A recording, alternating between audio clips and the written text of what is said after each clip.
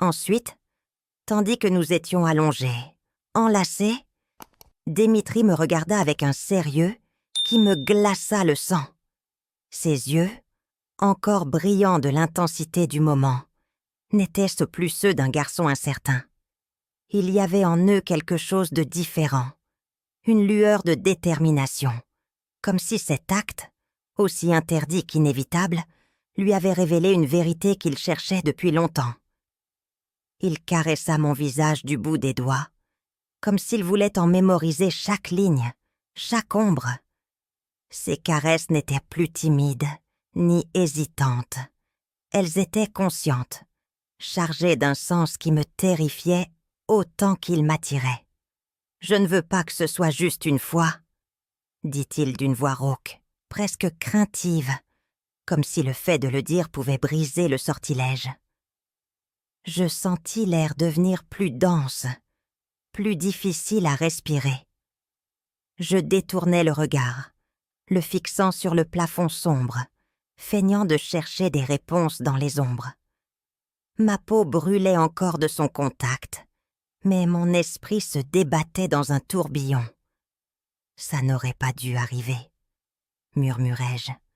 Mes lèvres tremblaient, et je ne savais pas si c'était à cause du froid de la réalité ou de la chaleur du souvenir immédiat.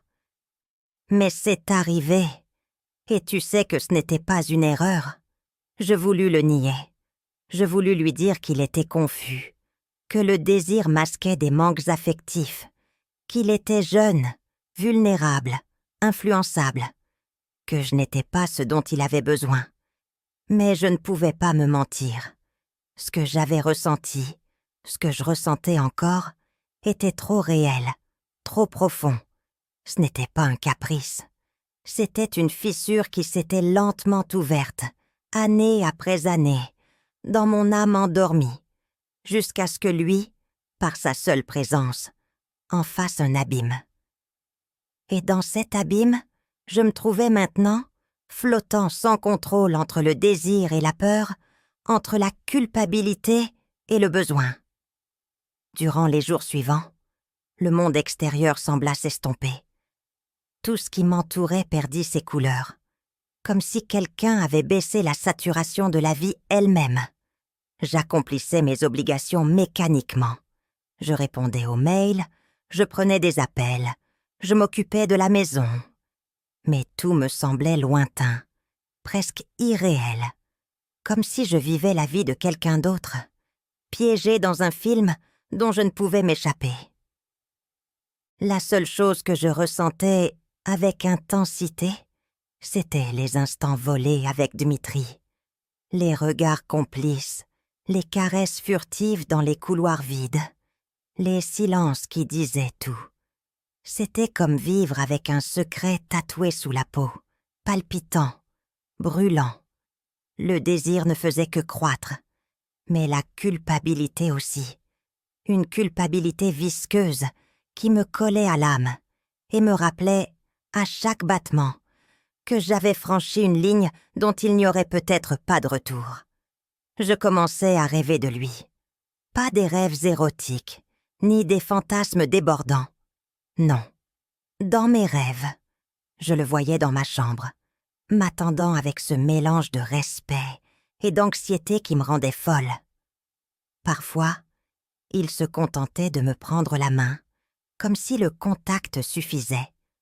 D'autres fois, il me parlait de choses tacles simples. Un souvenir d'enfance, une chanson qu'il aimait, comment il m'avait observé pendant des années sans oser dire un mot. Et alors je me réveillais, en sueur, avec le nom de Dimitri sur les lèvres et le corps en feu. Un feu doux, persistant, qui ne s'éteignait même pas avec l'eau froide de l'aube.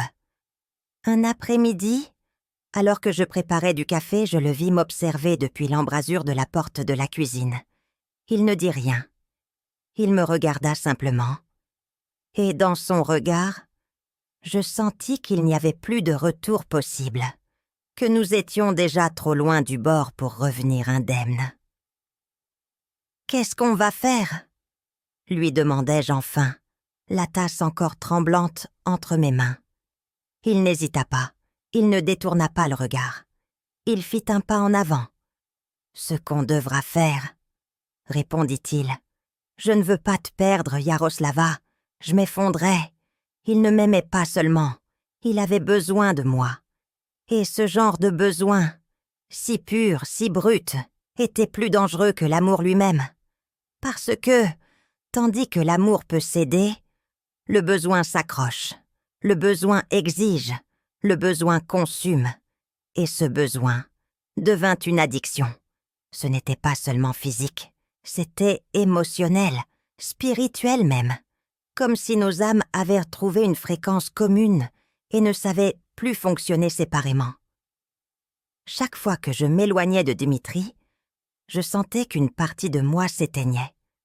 Je devenais maladroite, distraite, comme si la réalité perdait sa netteté sans sa présence.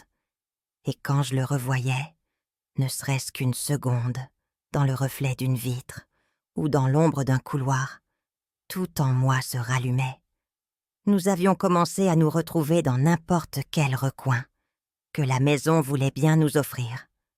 Un baiser volé derrière une porte entr'ouverte, ses mains sur ma taille à la bibliothèque, son souffle dans mon oreille, pendant que le monde poursuivait son cours de l'autre côté des murs. Parfois, on échangeait à peine un mot, mais le simple frôlement de nos doigts, en passant l'un à côté de l'autre, suffisait à réveiller l'électricité entre nous. Personne ne soupçonnait rien. Personne ne pouvait imaginer qu'entre ces 4 murs se tissait un amour aussi dangereux qu'impossible. Nous étions devenus des experts dans l'art de dissimuler. On dissimulait pendant les repas de famille, dans les salutations forcées, dans les rires partagés avec d'autres. Mais chaque nuit, nous trouvions le moyen de revenir à nous, à notre vérité, comme 2 aimants, toujours destinés à se heurter. Chaque rencontre nous liait davantage, mais aussi chaque caresse nous rapprochait du bord. Pas seulement du bord du scandale ou de la révélation, mais du bord de nous-mêmes, de nos convictions, de nos masques, de tout ce que nous pensions être. Parce que, même si nous voulions échapper au jugement du monde, nous savions que le temps, ce maudit temps, jouait contre nous, que ce que nous construisions avec du désir et du silence deviendrait tôt ou tard insoutenable. Et pourtant, nous n'avons pas su nous arrêter. Une nuit, après avoir fait l'amour avec une urgence presque fébrile, le souffle encore saccada et les corps trempés de la chaleur de l'autre, Dimitri me regarda avec des yeux inondés de certitude. « Je t'aime, Yaroslava, » dit-il. Et moi, lâche, je ne répondis pas. Pas parce que je ne le ressentais pas. Je le ressentais, avec une force qui me déchirait, avec une clarté qui faisait mal. Mais le dire à voix haute, c'était accepter une vérité qui pouvait nous brûler vifs. C'était signer un pacte avec le destin. Un pacte dont il n'y aurait plus de retour possible. Alors je me suis réfugiée dans le silence, espérant, naïvement, que cela suffirait à nous garder en sécurité. Mais il n'existe aucun refuge quand l'amour devient une arme à double tranchant. La culpabilité et le danger. Au fil des jours, la culpabilité cessa d'être un murmure pour devenir un cri. Je ne pouvais plus dormir. Je rêvais que Vladislav nous découvrait, que Dmitri me regardait avec rancune, que Lyudmila s'éloignait sans dire un mot. Tout semblait sale, tordu, et en même temps, inévitable, comme si nous étions piégés dans une histoire que nous n'avions pas choisie, mais que nous ne pouvions pas abandonner. Parfois, en regardant Dmitri, je me sentais comme une imposture. Je l'aimais, oui, mais je l'entraînais aussi avec moi dans une obscurité dont peut-être aucun de nous ne sortirait indemne. Lyudmila fut la première à me confronter. Elle l'était toujours. « Tu as ce regard, » dit-elle sans détour, un après-midi nuageux dans son appartement, tandis que le vent frappait les vitres et que la ville semblait retenir son souffle. Comme si tu étais prise entre ce que tu désires et ce que tu sais être mal. J'ai essayé de rire, de minimiser. Depuis quand es-tu poète? Mais elle ne sourit pas, depuis que ma meilleure amie a cessé de me dire la vérité. Murmura-t-elle. Je baissai les yeux. Je sentis les larmes pousser derrière mes paupières, mais je les retins. Je ne sais pas quoi te dire. Ne dis rien, interrompit-elle, avec cette tendresse sévère qu'elle savait si bien manier. Promets-moi juste que tu ne vas pas te détruire pour quelqu'un qui ne peut pas rester avec toi. Je ne répondis pas. Je ne pouvais pas, parce qu'au fond, je sentais déjà que je me détruisais, que chaque moment avec Dimitri était un fil de moins dans la corde qui retenait ma raison. Ce soir-là, quand Dimitri frappa à ma porte, j'eus du mal à ouvrir. Mon cœur battait comme un tambour affolé. Mes mains tremblaient. Sa voix de l'autre côté était douce, vulnérable. « Yara, tu es réveillée ?» Je lui ouvris, mais je restais ferme. Je l'observais comme on observe pour la dernière fois un paysage aimé, en sachant qu'on ne le reverra plus jamais de la même façon. « On ne peut pas continuer, » dis-je, en le regardant à peine. « Qu'est-ce qui a changé ? Rien. Tout. Toi, moi, ça. Ça va nous consumer. » Il essaya de m'enlacer, mais je reculais. Je vis ses épaules s'affaisser, son expression passer de la douleur à l'incrédulité. Ses yeux cherchèrent les miens avec désespoir. Dans son regard, il y avait de la supplication, de l'amour, de la confusion et une blessure à peine ouverte. « Tu vas faire comme si ça n'était jamais arrivé ? Non, Dimitri. Je ne pourrai jamais oublier ce qui s'est passé. C'est précisément pour ça que je dois y mettre fin. Mais je t'aime. Je ne peux pas faire comme si ce n'était pas réel. C'est ça le pire. C'est que c'est réel. » J'ai voulu toucher son visage, essuyer du bout des doigts la tristesse qui débordait de lui. Mais je ne bougeais pas. Nous avions déjà franchi trop de limites. Faire un pas de plus, même aussi petit qu'une caresse, ce serait retomber. Et ce fut la première fois que je vis Dimitri s'éloigner sans se retourner. Sa silhouette se dissolvant dans le couloir, ses pas de plus en plus lointains, de plus en plus creux. Il n'y eut ni porte claquée, ni mot de la fin. Juste l'absence. La fin, coup le début. Vladislav revint plus tôt que prévu. Il n'y eut ni lettre d'avertissement, ni appel nocturne cette fois. Juste le bruit du portail du jardin s'ouvrant et sa silhouette apparaissant sur le seuil, pendant que Dmitri et moi nous disputions sous la pergola couverte de chèvrefeuilles. Une dispute à voix basse, mais avec des émotions débordantes, impossibles à dissimuler. Dmitri me suppliait pour une autre chance. J'essayais de rester ferme. Nous tremblions tous les deux. « Que se passe-t-il ici ?» demanda Vladislav, et sa voix me glaça le sang. Instinctivement, je m'éloignais de Dmitri, mais il était déjà trop tard. Le langage des corps ne sait pas mentir. La manière dont Dmitri me regardait, l'urgence avec laquelle il m'avait saisi par le bras quelques secondes plus tôt, tout était là, flottant entre nous, suspendu comme une sentence. J'ai essayé de faire semblant. On parlait juste, des choses de famille. Vladislav fronça les sourcils. Son regard passa de moi à Dmitri, puis revint à moi avec une intensité dangereuse. Il ne dit rien de plus. Il fit demi-tour et entra dans la maison. Mais le mal était déjà fait. Cette nuit-là, alors que je faisais semblant de dormir dans la chambre voisine, je l'entendis fouiller dans mes affaires. Puis le bourdonnement de son téléphone en déverrouillant le mien. Le silence qui suivit fut plus terrifiant que n'importe quel cri. Le scandale éclata à l'aube. La maison entière sembla trembler sous la violence de ses accusations. Les mots tombaient comme des coups de fouet. La déception, la colère, l'humiliation, tout déborda. Dimitri essaya de parler, mais Vladislav le fit taire d'un seul geste. Un geste rempli de mépris. Je restai immobile, recevant chaque mot comme une gifle. Avec mon propre fils, dans ma propre maison. Tu es une honte. Il me jeta dehors avec ce que j'avais sur le dos. Pas de manteau, pas de montre, pas de livre.